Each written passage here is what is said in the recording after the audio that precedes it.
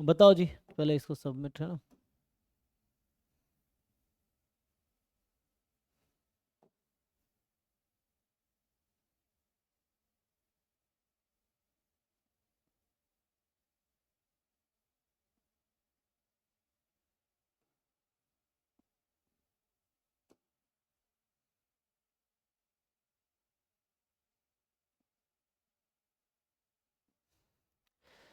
जिन लोगों ने ट्राई किया है 41 टेस्ट फुल लेंथ, उनके डाउट है ना। 5 नंबर क्या है भाई?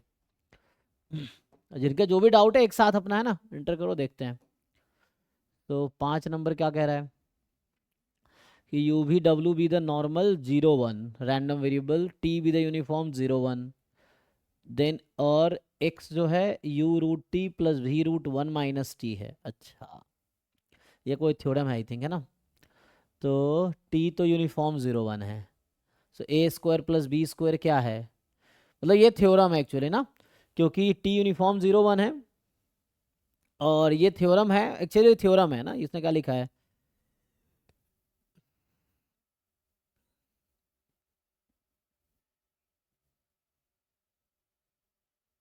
तो है ना, मतलब ये थ्योरम है, इसका प्रूफ तुम्हें बुक में देखना पड़ेगा जनरल, ये इस तरह का मैं देखा है पहले भी, कि जैसे क्या होता है।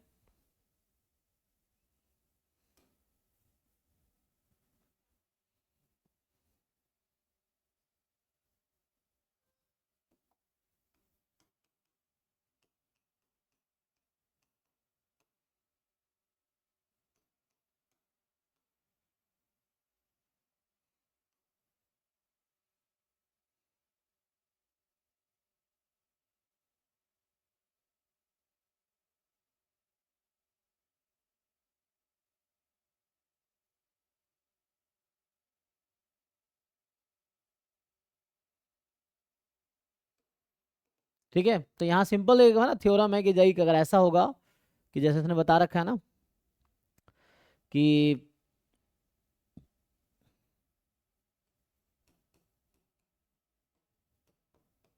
ये नॉर्मल 0 1 है ना, टी तुम्हारा यूनिफॉर्म 0 1 है, तो होता क्या है, ये मान लो T1 T2 एग्जाम्पल के लिए यूनिफॉर्म 0 1 है। तो होता ये है कि T1 time you plus T2 time v, इसका स्क्वायर 1 होने चाहिए ना। दोनों का कोफिशिएंट का square, so root under T1 root under T2, क्योंकि T1 square plus T2 square 1, या मैं बोलूँगा T है। तो ऐसा होता है, मतलब यहाँ कोएफिशिएंट के स्क्वायर का सम ना 1 होता है, ये थ्योरम है। कि जैसे यहाँ पे मैं ये बोलना चाह रहा हूँ तुम्हें कि root under T time you plus root under 1 - T time v, ये है। तो इसका स्क्वायर और इसका स्क्वायर का सम करोगे तो 1 नहीं आ जाएगा, है ना। तो root under T time you plus root under 1 - T time V, so इसका डिस्ट्रीब्यूशन भी नॉर्मल 0 1 ही होगा। ये थ्योरम है सिंपली, इसकी वजह ये है कि इसका स्क्वायर प्लस इसका स्क्वायर है ना, रूट अंडर T का square plus root under 1 - t का स्क्वायर, ये कितना होता है 1, इसीलिए। ठीक है, तो ऐसा हो जाएगा।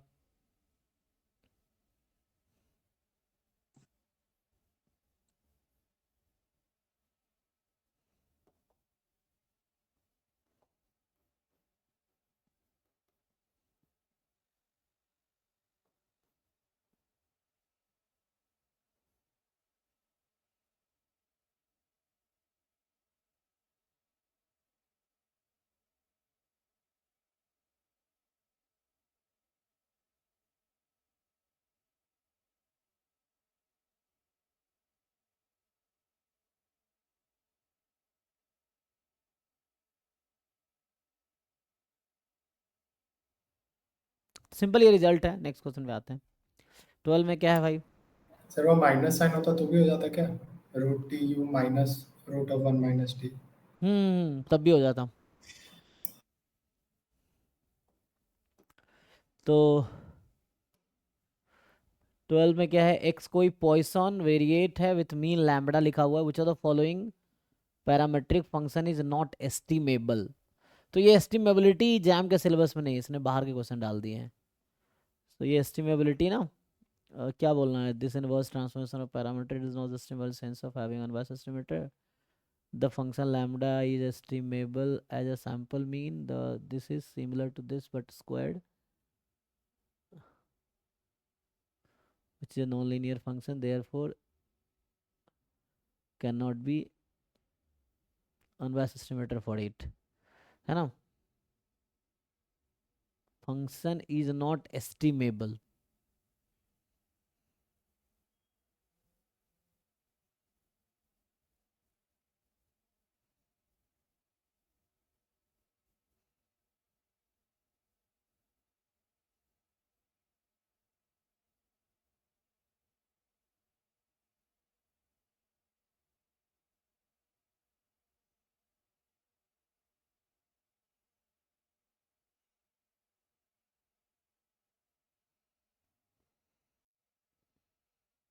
ठीक है ना, ये एस्टिमेबिलिटी, ये ना एस्टिमेबल वाला जो कॉन्सेप्ट है ना, ये जैम में नहीं है, ये है ना नेट के सिलेबस में है, जैम में ये नहीं है।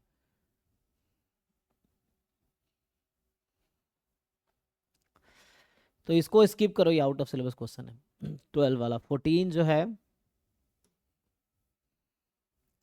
एक्स नॉर्मल म्यू वन है, जी एक्स ई की power minus half X square है, एक्स टू इन्फिनिटी ई की power minus half T square D T. तो find expectation of G X, just integration ही तो है, क्या डाउट है भाई, इंटीग्रेशन नहीं आ रहा,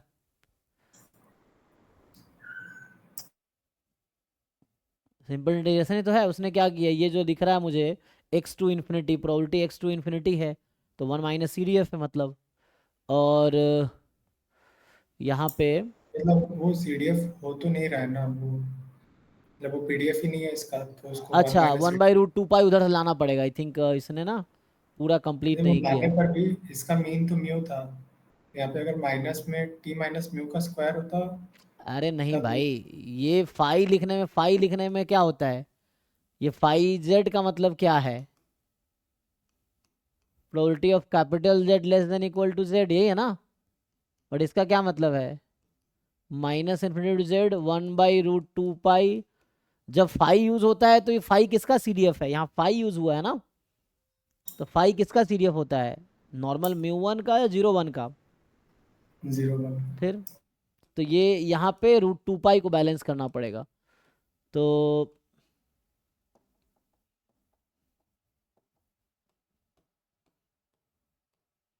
ये हो जाएगा, ठीक है।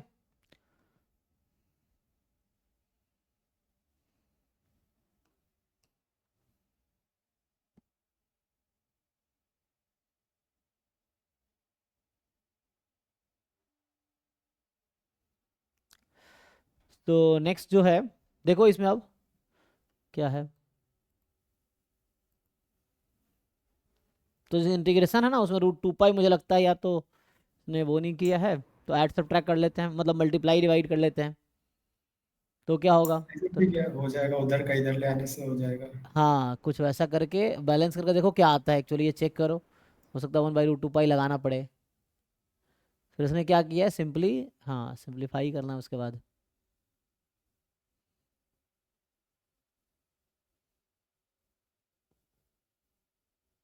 ठीक है ना। तो ये जो जो टर्म है, जैसे मैं ये बोल रहा हूँ, अगर ये 1/√2 pi minus infinity to x होता, तो ई की power minus half T square D t, अगर ये होता है ना, तो उस केस में, तो इस केस में क्या आएगा, ये तुम्हारा माइनस इन्फिनिटी से एक्स था, सी डी एफ है, इसको फाई एक्स बोलेंगे, है ना, फाई जा ये है, अगर एक्स टू है ना, जैसे वहाँ पे लिखा है एक्स टू इन्फिनिटी है, तो probability x more than x, तो 1 माइनस सी डी एफ हो जाएगा, ये चीज़ है। तो उसको बैलेंस कर लो, ठीक है ना, फिर आगे जाके देखो, जस्ट बाई पार्ट यूज़ कर रहा है, बाई पार्ट यूज़ करके सिंप्लीफाई करो, देखो क्या आता है, पहले खुद से करो एक एक स्टेप, देखो इसने क्या किया, तुम करो कैलकुलेशन करेक्टली, हो सकता है इसमें थोड़ा इधर उधर किया हो ना, तो उसको देखो, फिर हो सकता है करेक्ट मार्क मतलब आंसर होगा, इम्प्रूव हो, बट ये जस्ट कैलकुलेशन है, इसमें कुछ खास नहीं है। 15 में क्या है, तो तो इसमें नॉर्मल अप्रोक्सीमेशन से ही आंसर आ रहा है, बाकी में जब सेविशेव से किया तो अलग आंसर आ रहा था तो। सो इसमें पूछा गया है कि number of times the number of times a fair coin must be tossed in order that the probability will be at least 0.95, that the ratio of the number of heads to the number of tosses will be between this and this. क्या कह रहा, number of times must be toss, तो let coin is tossed n times. तुम्हें inequality use करने को किसने बोला? जब तक बोला नहीं गया कैसे तुम इनइक्वालिटी यूज करोगे? सर यहाँ एटलीस्ट बोला है इतना तो इसका मतलब थोड़ी ऐसे, इनइक्वालिटी कभी यूनिक आंसर थोड़ी देगा, इनइक्वालिटी तो बहुत सारे आंसर जनरेट कर सकता है, तो उससे आंसर यहाँ नहीं है. Coin is tossed n times, at least बोला तो एकदम एक्यूरेट आंसर, यूनिक आंसर आएगा इसका. इनइक्वालिटी से यूनिक आंसर थोड़ी मिल जरूरी थोड़ी मिलेगा. A coin is tossed n times, ठीक है. तो क्या बोला इसने कि number of heads, the ratio of number of heads to the number of tosses, क्या कहना है, probability number of heads upon मतलब नंबर ऑफ, x को नंबर ऑफ हेड्स ले लेंगे तो x बाय n का करना है. हाँ x को अगर नंबर ऑफ टेल्स ले लोगे तो ठीक है, एक्स नंबर ऑफ हेड्स है, देन ये x बाय n का वैल्यू 0.45 से 0.55 का probability. X is number of heads, तो एन टाइम टॉस किया तो एक्स की वैल्यू 0 1 2 अप टू एन तक हो सकती है. ये कह रहा है कि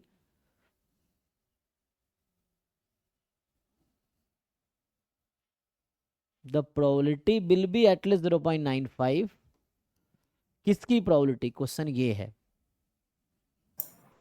the ratio of number of heads to the total number of tosses.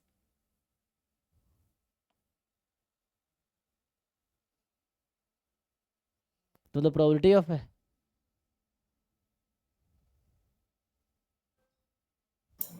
x by n ही तो होगा रेशियो, x नंबर है और n टोटल है. एक्स बाई एन किस बीच में कहना चाह रहा है, ये ऐसा कहना चाह रहा है कि एक्स बाई एन जो है 0.45.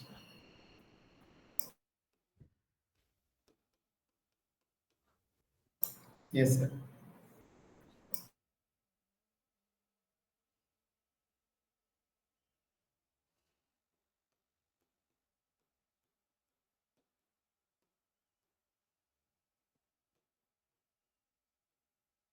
ये है, ऐसा हो जाएगा.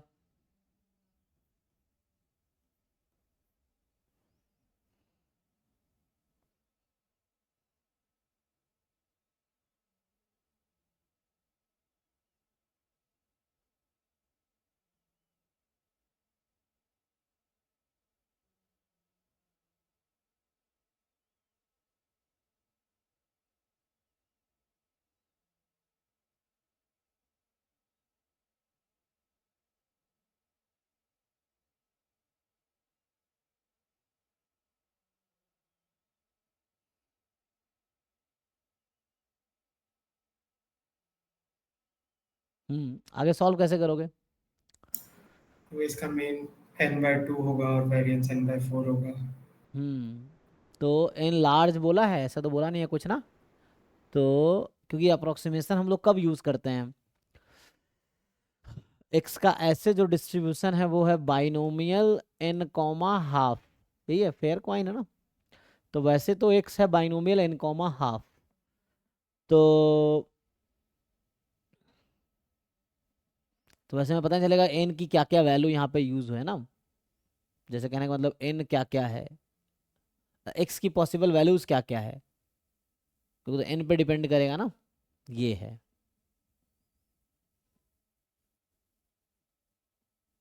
तो चलो अगर मैं नॉर्मल अप्रोक्सीमेशन यूज कर लूँ तो उस केस में क्या आ रहा है. अच्छा, इसने क्या किया, नॉर्मल अप्रोक्सीमेशन यूज किया है. हाँ. कि उसने नॉर्मल मतलब अप्रोक्स, सर अगर लीस्ट काउंट बोला तो हम चेबिशेव्स को यूज नहीं कर सकते, वो लिस्ट नहीं देगा. हाँ चेबी से देखो, ये जो इनइक्वालिटीज वाले हैं ना, जैसे मार्कोव इनइक्वालिटी, चेबीशेव्स इनइक्वालिटी, ये बाउंड बताती है. और ये बाउंड यूनिक नहीं होती है, तुम ये नहीं कह सकते वो यूनिक है. अगर लेस देन इक्वल टू 1/2 कह रहा है तो लेस देन इक्वल 3/4 भी हो गया. तो उस कोई नंबर अगर बाउंड दे दिया तो उससे लार्जर हर नंबर बाउंड हो सकता है.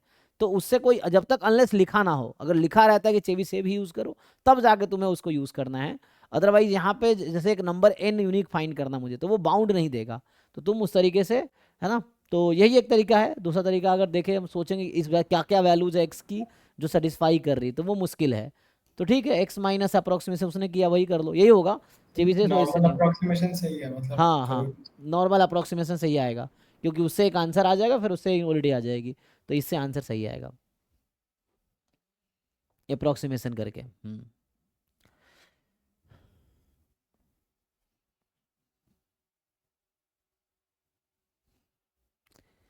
तो इसमें क्या है कि x1 x2 xn IID random variable with common PDF, ये दे रखा है। ये सफिशिएंट तो हो जाएगा मतलब कंप्लीट के लिए। कैसे करेंगे? डेफिनेशन लगाओ, डेफिनेशन आता है लगाना। ये कौन सा तो डिस्ट्रीब्यूशन है, देख के बताओ ठीक से, डिस्ट्रीब्यूशन समझ आ रहा है?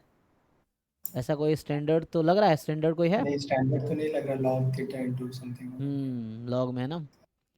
तो वैसे कोई जो हमने पढ़ा है सिलेबस में वैसा तो बेसिक,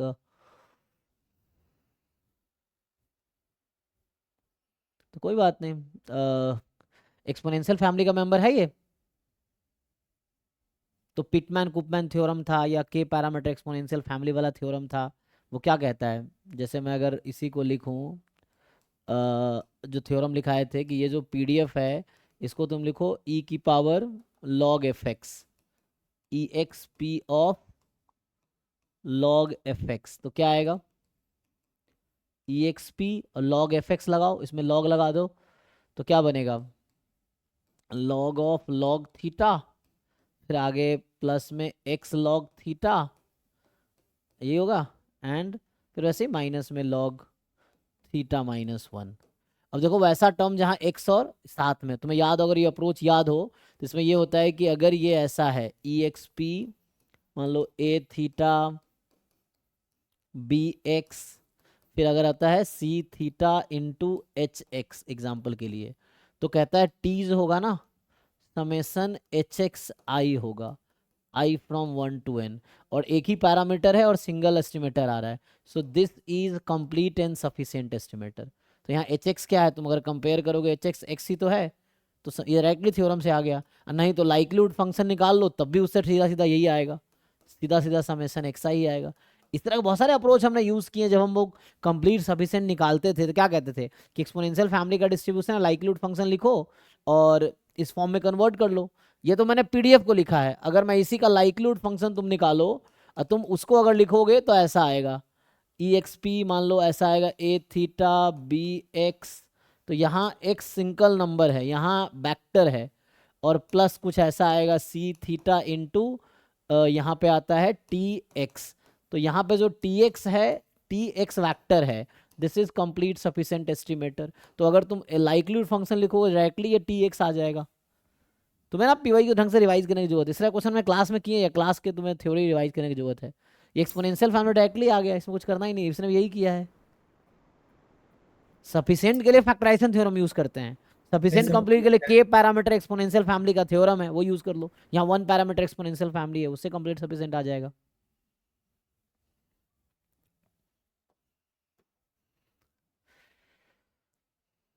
नेक्स्ट, तो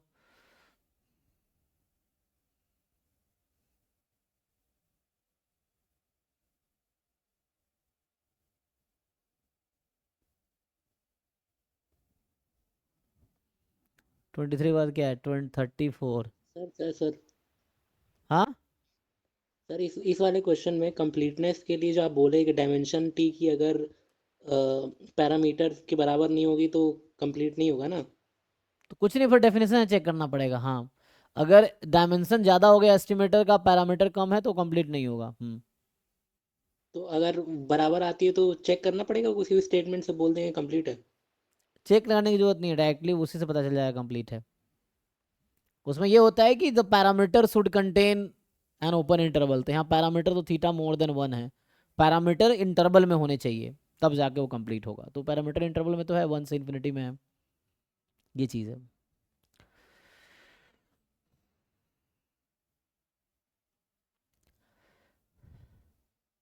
इसमें क्या है जी बताओ?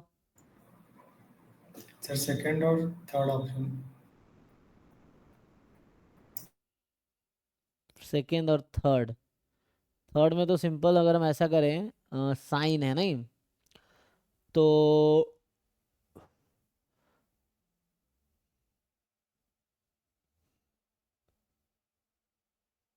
हमें क्या करना होगा? सिंपल वही, मतलब नॉर्मल को स्टैंडर्ड नॉर्मल में, स्टैंडर्ड मतलब वो तो है ही, साइन से क्या फर्क पड़ेगा, साइन है। एक तो देखो मैं पूछ रहा हूँ इसका मीन कित, सबको एक साइड बुला लो, एक काम करो सबको एक साइड बुला लो, ठीक है, जो राइट में है, बी ऑप्शन में जो है, सबको लेफ्ट साइड में बुलाओ। क्या होगा? x1 minus x2 x3 x10, ऐसा है, ये मोर देन जीरो है। अच्छा, तो लेकिन ये नॉर्मल तो नहीं होगा, प्रोडक्ट तो नॉर्मल जरूरी नहीं है ना, ये चीज़ है, ये नॉर्मल है, इसका डिस्ट्रीब्यूशन तो जरूरी नॉर्मल हो।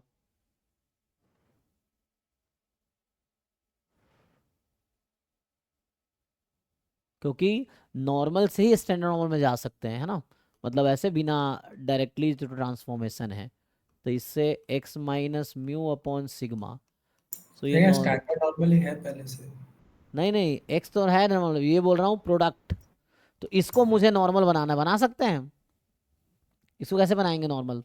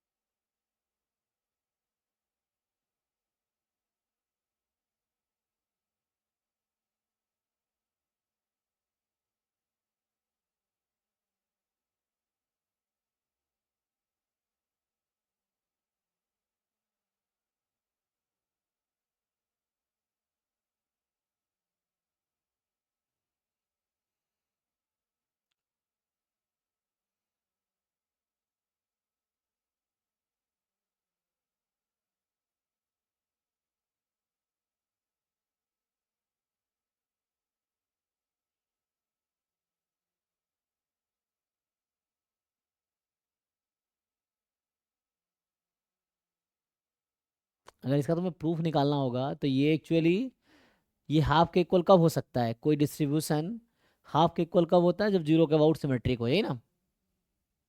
तो क्या ये आइडेंटिकली डिस्ट्रीब्यूटेड होगा जीरो के अबाउट? देखो होता क्या है, अगर जीरो मीडियन है किसी रैंडम वेरिएबल का, मान लो लेट से के is median of x, specially continuous random variable में, है ना, of continuous random variable x, तो यहाँ से आएगा if and only probability x more than के, ठीक है ना, ये कितना आएगा? हाफ, लेस देन भी हाफ होगा, मोर देन इक्वल टू के, कॉन्टिन्यूअस इक्वलिटी से फर्क नहीं पड़ेगा, लेस देन इक्वल टू के हाफ, है ना, ये डेफिनेशन भी था। तो अगर ये रैंडम वेरिएबल सिमेट्रिक है जीरो के अबाउट तो ऐसा होगा। तो कोई सिमेट्रिक कब होता है जीरो के अबाउट?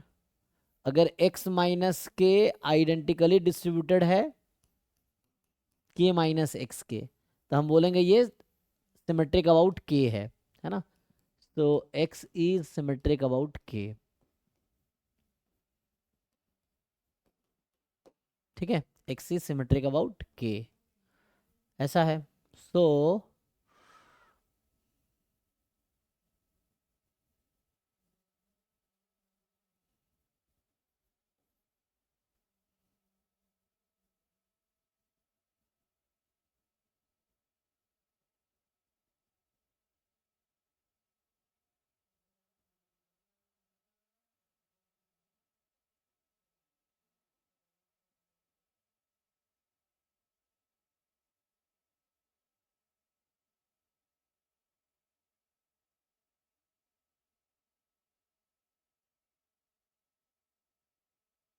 ऐसा है, वही पूछ रहा हूँ, क्या दिस एंड दिस दोनों सिमेट्रिक होगा? डिफरेंस का सिमेट्रिक डिस्ट्रीब्यूशन सेम आएगा?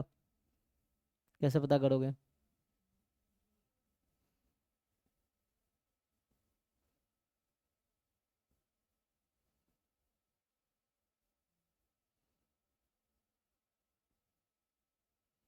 और सिमेट्रिक क्यों नहीं है, क्वेश्चन ये है कि why it is not symmetric, जैसे डिफरेंस ले रहा हूँ तो, क्योंकि सब नॉर्मल है। अगर मैं इसका दिस माइनस जीरो और जीरो माइनस दिस करें, डिस्ट्रीब्यूशन सेम नहीं आएगा?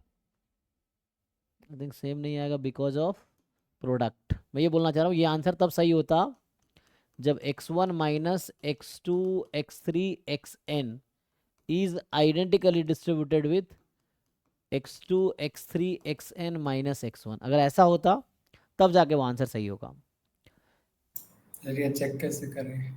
हाँ, अब चेक कैसे करोगे बताओ? तो जनरली x माइनस वाई, अगर एक्स वाई आई होता है ना, तो x माइनस वाई और y माइनस एक्स हमेशा आइडेंटिकली डिस्ट्रीब्यूटेड होता है। जैसे मैं बोल रहा हूँ कि अगर x आइडेंटिकली डिस्ट्रीब्यूटेड है y से, तो x minus y identically distributed होगा y माइनस एक्स के। ठीक है, तो ये तो होगा ही। सो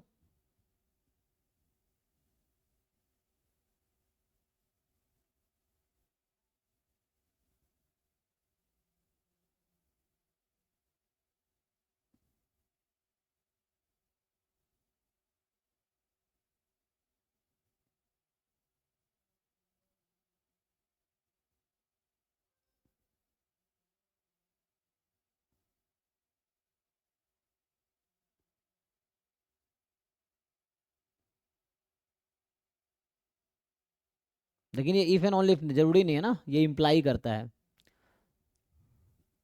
तो कैसे प्रूव करोगे? तो इसका तरीका ये है कि mgf निकाल सकते हो तुम, है ना, इसका मोमेंट जेनरेटिंग फंक्शन निकाल सकते हो। क्या आएगा? क्योंकि इंडिपेंडेंट तो है ही। तो मेनली ये नॉर्मल नहीं होगा, मैं ये कह रहा हूँ ना, ये तो नॉर्मल प्रोडक्ट तो नॉर्मल नहीं आएगा आई थिंक। ठीक है ना, और ये नॉर्मल 0 1 है, और ये डिफरेंस होने से डिस्ट्रीब्यूशन सेम,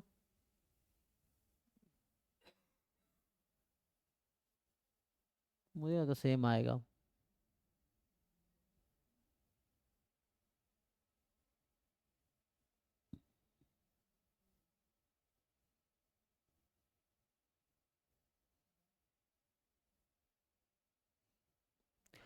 अच्छा, अगर ये सोचे e of x1 minus x2 x3 and so on xn, तो ये तो जीरो ही होगा ना, क्योंकि अलग अलग करेंगे इसका जीरो, और इन सबका अलग अलग हो जाएगा जीरो, क्योंकि आईआईडी है।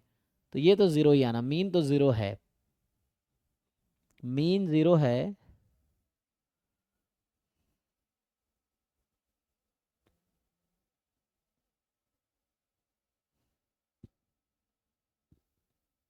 उसका प्रूफ देखना पड़ेगा। तो है ना, मेन यही क्वेश्चन, अगर ऐसा होगा तो ये सही हो जाएगा। और हाउ टू चेक? तो एक तरीका है mgf निकालने का। तो mgf निकालना थोड़ा लेंदी हो सकता है ना, जैसे हम तो ये जानते हैं कि mgf of x minus y at t, ये तो ठीक है यहाँ तक ना, दिस, बट ये प्रोडक्ट में दिक्कत आ सकती है, ये ऐसा आ जाता है। तो इस तरह से इसको यूज़ करना पड़ सकता है। तो यहाँ से तुम्हारा x1 का तो ठीक आ जाएगा, ये अलग होगा। सिमिलरली y माइनस एक्स का mgf जब निकालोगे, y माइनस एक्स तो वैसे ही होगा my at t into mx at minus t. अब क्वेश्चन है क्या ये और ये सेम होगा? स्पेशली यहाँ y, मैं इसको बोल रहा हूँ ये y है, तो क्या सेम होगा ये देखना होगा।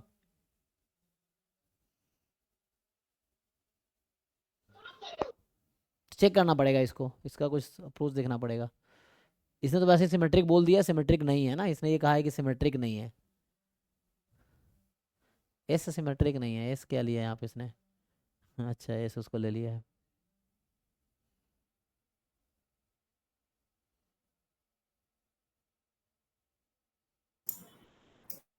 देखना पड़ेगा इसका, इसका आंसर भी एक बार चेक करना। ये हालांकि मुझे लगता है नेट का क्वेश्चन है, CSIR नेट का, PYQ का क्वेश्चन है शायद। तो और सर साइन एक्स वाला, हम्म, वो ऑप्शन सी, सी में क्या है? वही मतलब sine x one sine x two ऐसा करते हैं। हाँ, उसका डिफरेंस ले लो, तो क्या वहां पे ऐसा होगा?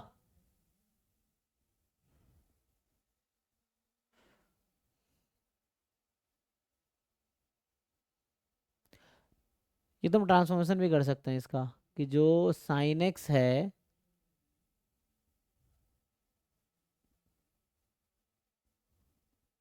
एक्स अगर नॉर्मल है साइन एक्स का डिस्ट्रीब्यूशन क्या है, ऐसा कोई थ्योरम नहीं है ना। तो थ्योरम नहीं है, एक साइड बुलाओगे तो फिर से वही सिचुएशन आ जाएगी जो यहाँ है। एंड बट ये है कि यहाँ पे डिफरेंस लेने पे कोई फर्क पड़ेगा, यहाँ पे फर्क नहीं पड़ेगा। उसकी वजह ये है, तुम्हें पता है नॉर्मल में क्या होता है कि अगर x नॉर्मल 0 1 है, ठीक है ना, तो x आइडेंटिकली डिस्ट्रीब्यूटेड है -x के। दोनों तरफ साइन लगा दोगे तो साइन x आइडेंटिकली डिस्ट्रीब्यूटेड होगा साइन -x के। तो कहने का मतलब साइन x आइडेंटिकली डिस्ट्रीब्यूटेड है माइनस साइन x के। तो इस लॉजिक से जो हमें चाहिए यहाँ पे एक साइड ले आओ, तो sine x1 minus sine x2 and so on, है ना, माइनस साइन xn, यही है। ये आइडेंटिकली डिस्ट्रीब्यूटेड है, डिफरेंस ले लो उल्टा। तो उल्टा लोगे मतलब साइन x2 प्लस, या ब्रैकेट में अगर लिखते तो यहाँ तुम साइन x3 लिखते डॉट डॉट डॉट प्लस में लिखते, तो अब यहाँ साइन xn और ये एक साथ है माइनस साइन x1। ये दोनों आइडेंटिकली डिस्ट्रीब्यूटेड है इस लॉजिक की वजह से, देखो, ठीक है। तो इसीलिए सी वाला ट्रू है बिकॉज ऑफ दिस। तो कहने का मतलब यहाँ पे x माइनस वाई और y minus x identically distributed है सी ऑप्शन में। तुम राइट साइड को लेफ्ट में बुला लो तो x minus y more than 0 हो जाएगा। तो इसीलिए ऐसा यहाँ पे पॉसिबल है, उसमें ऐसा नहीं होगा। आई थिंक उसमें ना ये ऐसा नहीं आएगा। चेक करो होगा, क्योंकि n भी तो फिक्स नहीं है ना, ये है।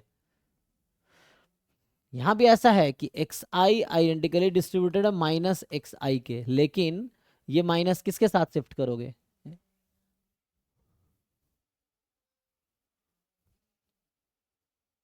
ठीक है ना। तो यहाँ पे क्या हो रहा है कि ये आइडेंटिकली डिस्ट्रीब्यूटेड है ये सब इसके, क्योंकि -x2 साइन x2 का आइडेंट minus sign x3 sine x3 के, sine x1 minus sine x1 identically distributed है। तो इसलिए ऐसा हो रहा है सी ऑप्शन में, ठीक है। तो अगर ऐसा होगा तो मोर देन 0 हाफ होगा, तो ये ठीक है। इसका ऐसा नहीं होगा, है ना, इसको प्रूव करना पड़ेगा जस्ट कि ये दोनों आइडेंटिकली डिस्ट्रीब्यूटेड नहीं है, इसलिए ये हाफ के इक्वल बी वाला नहीं है, इसलिए फॉल्स ऑप्शन है।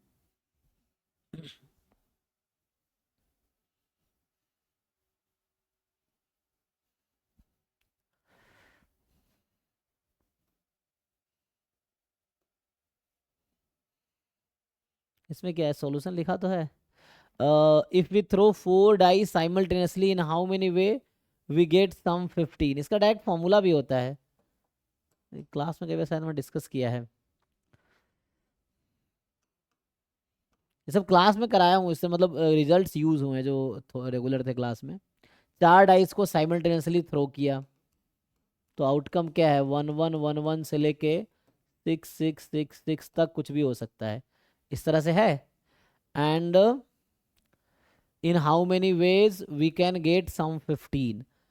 तो यहाँ पे ये है कि मान लो x1 plus x2 plus x3 plus x4 बराबर 15, और ईच xi जो है तो इसका थ्योरम है 1 से 6 तक हो सकता है ना, ये है एक्चुअली, तो इसका थ्योरम है।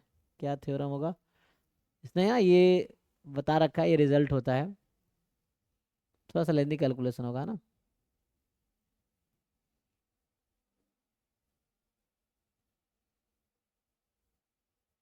या तो आउटकम काउंट कर लो तो बहुत लेंदी हो जाएगा नहीं, उससे आउटकम काउंट अच्छा, करोगे, आउटपुट निकालना बहुत टाइम हाँ, लग गया। तो वैसे बहुत टाइम लग जाएगा काउंट करने में। तो ये मैथमेटिकली जाना पड़ेगा, मतलब इस तरह का अप्रोच है ना उसमें, है कि परमुटेशन कॉम्बिनेशन क्लास 11 12th में था JEE में, तो वहां पे ये अप्रोच था कि काउंट करना था number of solution of this equation.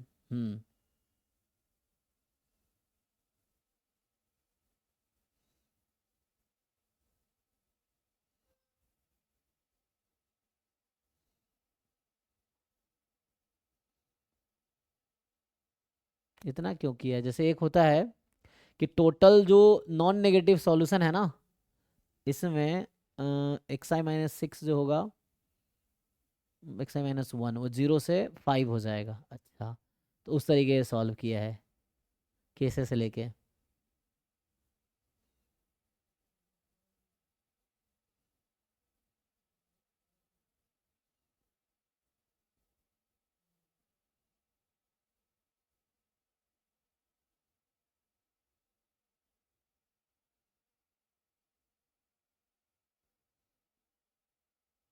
तो इसने क्या अप्रोच यूज़ किया, ये काउंटिंग अप्रोच है, ये थोड़ा देखना पड़ेगा तुम्हें। 0 2 5 परमुटेशन कॉम्बिनेशन में मिल जाएगा ये। तो ये इसने किया है पहले, है ना, पहले तो यही किया है, और उसके बाद नॉन निगेटिव बनाया।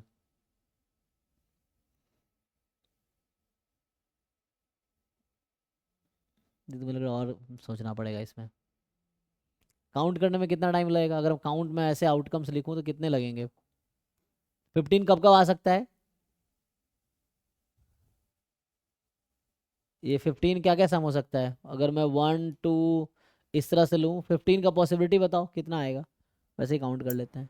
टोटल सैंपल स्पेस में कितने एलिमेंट है, सैंपल स्पेस में ज़्यादा आएगा, तो number of element in sample space 6 into 6 into 6 6 की पावर 4 है ना, तो ये है जो भी है 1296 2196, तो ये 1296 1296, तो 1296 ना, तो ये आपके पास है।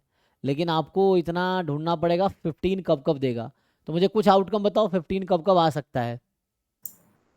जैसे 3 3 3 और 6 3 3 और 3 एक 3 9 6 6।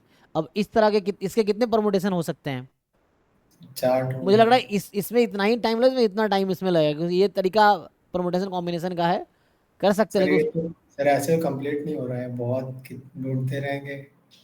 नहीं नहीं, इसके कितने परमुटेशन हो सकते हैं टोटल, 4 हो सकते हैं। तो 4 ये हो गए, हाँ, ऐसा तो इन्फिनाइट आउटकम थोड़ी आएगा। हाँ, लेकिन सर 10-12 मिनट भी अगर ले जाएगा एक क्वेश्चन। 6 5, हाँ, तो ऐसे क्वेश्चंस मिल जाएंगे इसमें, तुम्हें क्या लगता है इसमें भी 10 12 ज़्यादा ही टाइम लगेगा इस मेथड से, अगर ये करोगे तो इस तरह क्वेश्चन में एग्जाम में सेफ साइड है कि तुम स्किप करके आगे बढ़ो, ये है। क्योंकि उस तरीके से भी इतना आसान थोड़ी है, केसेस बनाने पड़ेंगे, 3 केस बनाया है, केसेस बनाना पड़ेगा, हालांकि ये मेथड मुझे भी देखना पड़ेगा क्या किया इसने। तो ये परमुटेशन कॉम्बिनेशन का है, ये JEE मैं भी पढ़ाता था तब, तो उसमें आता है, तो उसका क्वेश्चन है, हालांकि इसमें प्रोबेबिलिटी पूछा है, समझ भी आता है, ये नंबर ऑफ वे पूछा है ना, जैसे 5 6 हो गया फॉर एग्जाम्पल, तो और क्या बन सकता है, 4 चाहिए तो 2 2 कर दें, तो इस तरह से हैं 1 कॉम्बिनेशंस। 1 3 होगा। अब इस 6342 हैं 6342 6342 इस तरह से, तो इसके कितने कॉम्बिनेशन बनेंगे total, 4 factorial upon 2 factorial. Yes sir. तो निकाल लो जो भी आता है।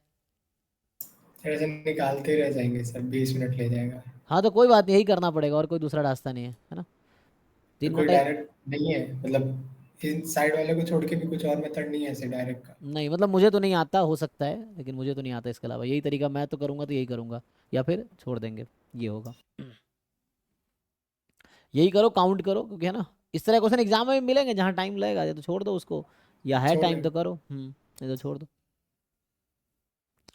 करना पड़ेगा तो यही करो, या ये थोड़ा और मुझे पेचीदा सा मेथड लगता है, इसमें बहुत सारे केसेस बनाने पड़ेंगे, तो ये मुझे ज़्यादा इससे कंपेरिजन में ये कम टाइम लेगा। बट ये कि घर पे करके देखो, घर पे कौन सा टाइम कॉन्स्टेंट है, सीखने को मिलेगा, क्या पता सॉल्व कर रहे हो उस दौरान तुम्हें कोई शॉर्टकट मिल जाए, ये चीज़, बट सॉल्व तो करना पड़ेगा। एग्जाम में जनरली वैसे क्वेश्चन आते नहीं जिसमें बहुत ज़्यादा टाइम लगे, स्पेशली जैम के मेन एग्जाम में। इसमें क्या डाउट है,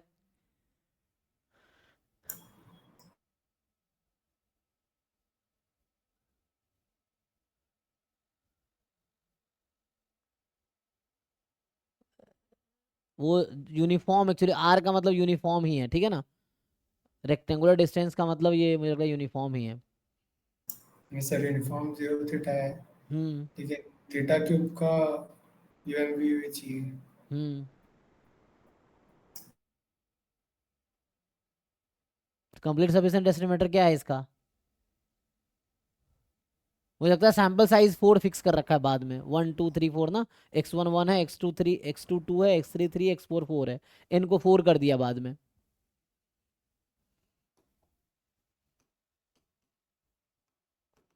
n यहाँ 4 है, और कह रहा है x1 की वैल्यू 1 है, लास्ट में x2 2 है, x3 3 है, x4 4 है, और ये जो एक्साइज है यूनिफॉर्म 0 थीटा है। तो मुझे पता है कि जो nth ऑर्डर स्टैटिस्टिक है वो क्या होता है, ये कंप्लीट सफिशिएंट ये थ्योरम है। तो निकालो एक्सपेक्टेशन ऑफ टी क्यूब, निकालो क्या आता है, ये समथिंग थीटा क्यूब आ जाएगा। दिक्कत है तुमने ट्राई नहीं किया हुआ है ये सब, एटलीस्ट ये सब ट्राई कर ही सकते हो, पहले खुद से जैसे मैं ट्राई करो। नहीं इसमें डायरेक्ट टी क्यूब क्यों करेंगे, मैं वो क्योंकि सोच मुझे रहा था टी लाइक क्यू से एक्शन थीटा का टर्म में आएगा, ईटी कितना आएगा, ये थीटा आएगा, ईटी स्क्वायर ये निकालोगे बीटा थीटा तो स्क्वायर के टर्म में आएगा, ईटी क्यूब थीटा टी के टर्म में आएगा,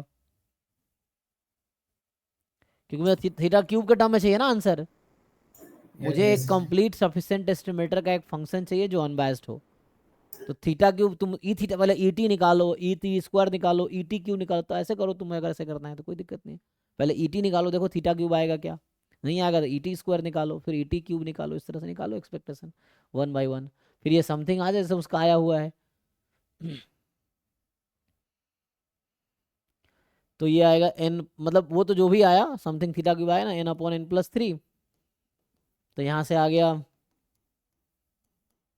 N plus three upon n t cube, this is theta cube, ये आ गया। तो बस इसको अब सिंप्लीफाई, ये यूएम भी हुई, ये आ गया यूएम भी हुई, अब वैल्यू निकाल लो इसकी, यहाँ से पुट कर लो।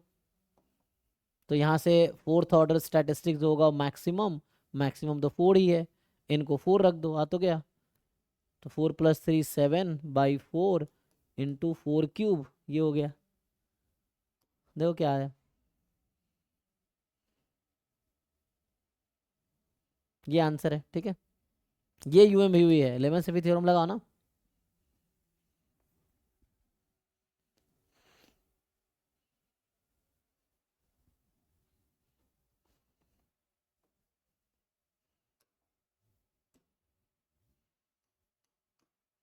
हाँ जी, 32 में क्या डाउट है भाई इसमें,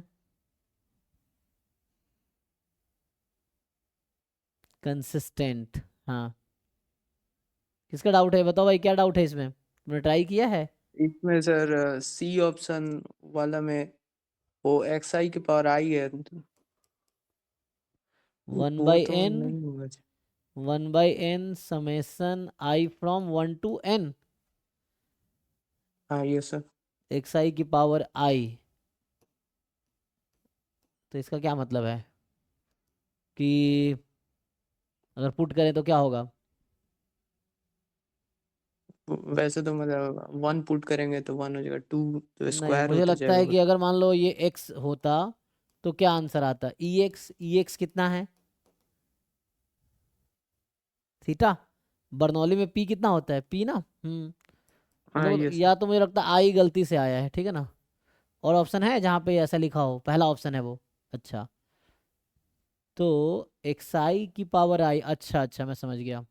होता क्या है, एक्स आई बर्नौली पी है ना, तो एक्स आई की पावर कुछ भी ले लो वो बर्नौली ही रहता है, इसीलिए तो ये लिखना और ये लिखना सेम ही है, ओ अच्छा, तो ये भी एक्स ही होगा, पी ही आएगा, क्योंकि इसकी पावर कुछ भी लगा दो, एक्स आई की पावर, बर्नौली का सपोर्ट तो 0 1 है, तो कुछ भी पावर लगाओगे तो वही रहेगा। तो अगर एक्स आई बर्नौली है तो उसका कोई भी पावर तो बर्नौली ही होगा, तो एक्स आई की पावर आई भी बर्नौली ही है, तो वो एक्स बार के ही इक्वल है, तो ए और सी ऑप्शन समझो सेम ही है। हाँ ओके सर। 40 जो है, एक तो सॉल्यूशन देना ना देना बराबर है तुम्हारे लिए, तुम लोगों के लिए दो ना दो सॉल्यूशन है, तब भी तुम्हें 40 डाउट का पूछना है। सर जो बी नंबर जो है हाँ, वो, उसमें वो जो, एक थ्योरम होता है मीन डेविएशन जो है ना less than equal to I think standard deviation होता है, ये एक रिजल्ट है। तो मीन डेविएशन का मतलब होता है एक्सपेक्टेशन जो भी रैंडम वेरिएबल है, एक्स माइनस म्यू, ये लेस देन इक्वल टू होता है, स्टैंडर्ड डेविएशन होता है root under variance x minus mu का होल स्क्वायर। तो इस क्वेश्चन में तुम्हारा म्यू 0 है और एक्स जो भी रैंडम वेरिएबल है, करो इससे आ जाएगा, आएगा बताओ। तो यहाँ एक्स की जगह जेड रखो, तुम ये थ्योरम बता रहा हूँ मैं, एक थ्योरम है कि mean deviation is less than equal to standard deviation, तो ये अगर लगाओगे तो क्या सी ऑप्शन ट्रू होगा, बी ऑप्शन जो तुम्हें डाउट है होगा, z माइनस 0 का mod less than equal to variance of z, x plus y है, तो वेरिएंस कितना आ जाएगा, √2 का रूट, मतलब स्टैंडर्ड हाँ ये हो आ गया, जाएगा। हो गया। तो ये एक थ्योरम है, प्रूव भी कर सकते हैं आगे इनइक्वालिटी लगा के, वो कौन सी इनइक्वालिटी है, वो बोलते हैं कॉची स्क्वायर्ड इनइक्वालिटी, उससे भी जा सकते हैं कि ई ऑफ जो मॉड जेड है ना, e of z square I think क्या होता है, less than equal to e z का होल, अच्छा क्या वो कौन सी इनइक्वालिटी है ये, सॉरी जेनसेंस क्या कहता है? जेनसेंस इनइक्वालिटी क्या कहेगा, लेकिन उसमें ई जेड हो जाएगा नहीं। ई ऑफ फाई एक्स कर गया लेस देन तो इक्वल ये तो टू जेड ही है। Phi of e x. Cauchy squared inequality क्या कहता है? कॉची स्क्वायर्ड से हो जाएगा। वो भी ट्राई कर सकते हैं कॉची, लेकिन वो सिलेबस में तो है नहीं ऐसे। तो ये मीन डेविएशन लेस देन, ये ठीक है, ये अप्रोच ठीक है। Mean deviation less than standard deviation less than equal to, तो उससे आ जाएगा।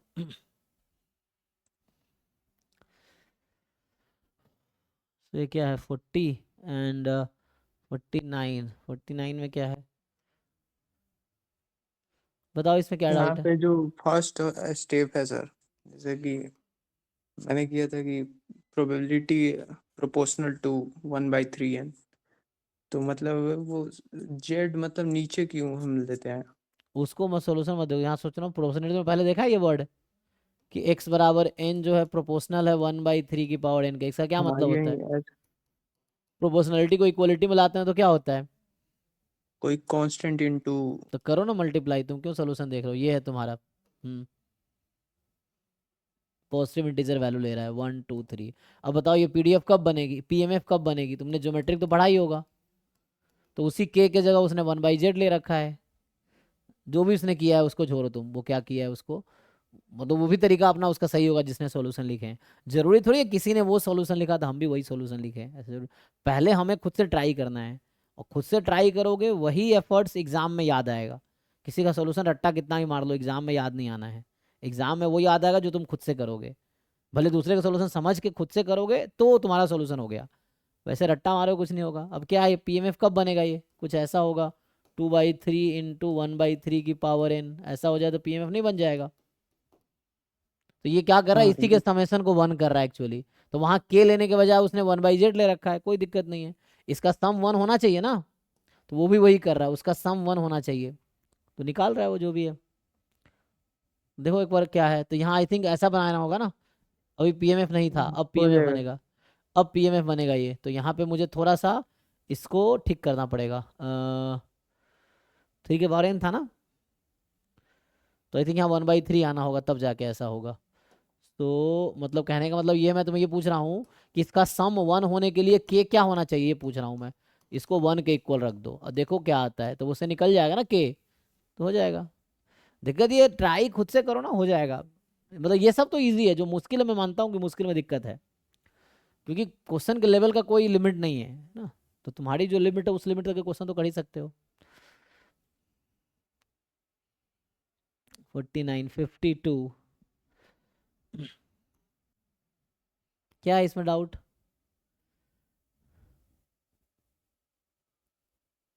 गामा डिस्ट्रीब्यूशन दे रखा है, the coefficient of an estimator of beta by method of moment estimator is. तो बीटा का मेथड ऑफ मोमेंट एस्टिमेटर पूछ रहा है, ये पूछ रहा है ना, कोएफिशिएंट ऑफ ये कोफिशिएंट ऑफ एस्टिमेटर ये क्या है? B by method of moment estimator. Method of moment estimator क्या है पहले तो ये बताओ। तो मुझे ये बताओ, क्या मेथड ऑफ मोमेंट एस्टिमेटर निकालना जानते हो? X bar is equal to mean. हाँ तो बताओ इसमें मीन कितना है? What is mean? 7 बीटा। ये पीडीएफ क्या एक्स की पावर 6 है ना, तो मतलब 7 - 1, तो अल्फा तो 7 हो गया, और 1/बीटा है ना, तो ये गामा ना, तो 7 बीटा जी। तो 7 बीटा इज एक्स बार, तो बीटा कितना आया 1/7 एक्स बार। आई थिंक ये 1/7 आंसर है इसका। वही कहना चाह रहा है coefficient of an estimator of beta by method of moment. तो ये एक्स बार का जो कोइफिशिएंट है ये पूछ रहा है एक्चुअली। देखो 1/7 कितना आएगा डेसिमल में बताओ? वही तो है 0.14। वो तो उसने भी निकाल रखा ना, है तो वहां पे। एक्चुअली ये पूछना चाह रहा है कि तुमसे, कि जब मेथड ऑफ मोमेंट एस्टिमेटर निकाल रहे हो तो उसमें कोइफिशिएंट क्या आएगा, एक एक्स बार आया ना, तो कोइफिशिएंट। हाँ यस। तो वैसा कुछ पूछना चाह रहा है कि कोई, क्योंकि एक्स बार डायरेक्ट तो लिख नहीं सकते, तो कोइफिशिएंट पूछ रहा है कि कोइफिशिएंट क्या है। बल्कि और थोड़ा ठीक से लिखना चाहिए। 58 59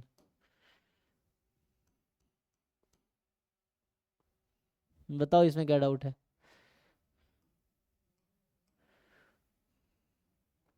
T1 T2 भी UB unbiased estimator of theta से variance of T1 is 1, variance of T2 2 है, कोवेरिएंस T1 T2 का हाफ है, then value of C1 for which C1 T1 plus C2 T2 is unbiased estimator of theta with minimum variance among unbiased estimator of this type. पूछना क्या चाह रहा है? Value of C1। तो क्या डाउट है इसमें? सॉल्यूशन लिखा तो है इसमें। भाई दिक्कत क्या है तुम्हारा? तुमने टेस्ट में अटेम्प्ट किया, गलत हो गया, तुमने आके लिख दिया ये क्वेश्चन। अरे भाई खुद से ट्राई करो, हो जाएगा। क्या इसमें नया बताओ? सॉल्यूशन में कैसा क्या है जो समझ नहीं आया? क्वेश्चन पढ़ लो ठीक से और एक बार सॉल्यूशन पढ़ लो, बताओ कौन से लाइन में दिक्कत है। सर मेरा आंसर नहीं मैच कर रहा है, कैलकुलेशन मिस्टेक हो रहा है। क्या नहीं हो रहा है बताओ? पी साहू में एग्जांपल है सर ये। हाँ पी साहू में एग्जाम्पल एग्जैक्टली, जिसने प्रसन्ना साहू वाली बुक ठीक से की है। इधर बहुत सारी बुक के सॉल्व एग्जाम्पल भी कर लोगे ना, बहुत सारे कॉन्सेप्ट क्लियर हो जाएंगे। जैसे प्रसन्ना साहू बुक के सारे एग्जाम्पल्स तुम अगर कर लिए, बीके वैदगी के एग्जाम्पल कर लो, तुम गुप्ता कपूर वाले एग्जाम्पल्स कर लो, जो जो स्टैंडर्ड बुक्स हैं मार्केट में उसके भी एग्जाम्पल तुम अगर हर चैप्टर का सॉल्व कर लिए ना, तो बहुत सारे कॉन्सेप्ट तो ऐसे ही तुम्हारे क्लियर हो जाए। तो हालांकि प्रसन्ना साहू का सॉल्व एग्जाम्पल है ये। प्रसन्ना साहू वाली बुक खोलना, अनबायस्ड एस्टिमेटर में जाना, वो ये सॉल्व एग्जाम्पल है। मैं अप्रोच बता देता हूँ, सिंपल है कि ये T1 T2 अनबायस्ड एस्टिमेटर है, कोवेरिएंस दे रखा है, तो C1 T1 का पहले वेरिएंस निकालो, और वेरिएंस निकालो उसको मिनिमाइज करो, कि उसने कहा है मिनिमम वेरिएंस है, तो जो वेरिएंस आएगा C1 T1 C1 C2 constant है, तो ये C1 C2 का फंक्शन आएगा। अब उसको मिनिमाइज करना है। कैलकुलस में कैसे मिनिमाइज करते हो फंक्शन को? डिफरेंशिएट करते हो, डेरिवेटिव को जीरो पुट करते हो, तो उसने डिफरेंशिएट किया, एक वेरिएबल रिड्यूस हो जाएगा यहाँ से आई थिंक, क्योंकि अनबायस्ड एस्टिमेटर भी है ना, तो एक इक्वेशन यहाँ से आ जाएगा कि expectation of C1 T1 plus C2 T2 is theta, तो वहाँ से I think T1 plus C2 आ जाएगा 1, इसका क्या आया, हाँ 1 आ जाएगा, तो C2 आ गया C1। अब वेरिएंस निकाल दिया, वेरिएंस जो आया वेरिएंस में C2 को बनाया C1 रख दिया, तो वेरिएंस सिर्फ C1 में आ गया। अब इसको मिनिमाइज करना है, तो फंक्शन को कैसे मिनिमाइज करते हैं? डेरिवेटिव करते हैं, उसको जीरो पुट कर देते हैं, तो डेरिवेटिव को जीरो पुट कर देंगे, C1 की वैल्यू आ गई 3/4, तो C2 1/4 आ गई, ये आंसर है। मतलब ये सब तो इजी क्वेश्चन है भाई, मैं ये बोल रहा हूँ। ये सब ट्राई करना शांत रह के। दिक्कत क्या होता है, सोल्यूशन देख लोगे दिमाग घबरा जाएगा। खुद से ट्राई करो ना, जब खुद से सॉल्व करो बाद में तुम्हें रियलाइज होगा अच्छा तुमने जो लिखा है वो इसने भी यही लिखा है, तो तुम्हें ज्यादा समझ आएगा। सर इस वाले में सॉल्व किए तो मेरा केवल 0.62 केवल मैंने छोड़ दिया था, तो वो भी क्या मतलब वैसे गलत हो जाएगा? गलत ही होगा भाई, जब बोला है मतलब इसमें जब बोला है 3 डेसिमल प्लेस तक बताओ, तो तुम 2 क्यों बताओगे? अब तुम्हारी गलती है ना, जो क्वेश्चन में यहाँ लिख रखा है कि 3 डेसिमल प्लेस तक बताओ, तुम कह रहे हो मैं 2 ही बताऊंगा, तो वो कहेगा ठीक है नहीं मार्क्स मिलेगा, खत्म। उसमें क्या है भाई, रेंज वो उसके अकॉर्डिंग फिट करेगा ना, 3 डिजिट के हिसाब से रेंज फिट करेगा, तो उस रेंज में जब आएगा तभी तुम्हें आंसर मिलेगा। जैसे इसका आंसर कुछ रहा होगा समथिंग, अब निकाल के देखना पड़ेगा। जैसे 6 to 9 है, तो वो एग्जाम में ऐसा ऑप्शन बनाएगा, रेंज बनाएगा 6 to 5 से 0 पॉइंट है ना, मान लो 630। अब तुम कह रहे हो तुमने 0.62 लिख दिया, तो तुम्हारा मतलब 0.620 इस रेंज में है ही नहीं, तो ऑफिशियल आंसर की में आंसर ऐसा लिखा रहेगा। 3 डेसिमल प्लेस इसलिए दिया क्योंकि यहाँ पे वेरी कराएगा वो, और तुम ये लिख रहे हो, तो भाई तुम्हें तुम्हारी गलती, इसमें क्या मतलब, ये तो बेवकूफ़ी टाइप की चीज़ हो गई। ढंग से पढ़ो ना, ठीक है हाँ खुला है ना, ढंग से पढ़ो। 3 डेसिमल प्लेस बोल, डेसिमल के बाद 3 डिजिट लिखो। अगर तुम्हारा आंसर 0.5 भी आया और अगर बोल रहा है 3 डेसिमल प्लेस है, तुम एंटर करो 0.500। जब उसने बोला है 3 डेसिमल प्लेस है, 3 डेसिमल प्लेस लिखो, डेसिमल के बाद 3 डिजिट लिखो उसमें, ये चीज़ है।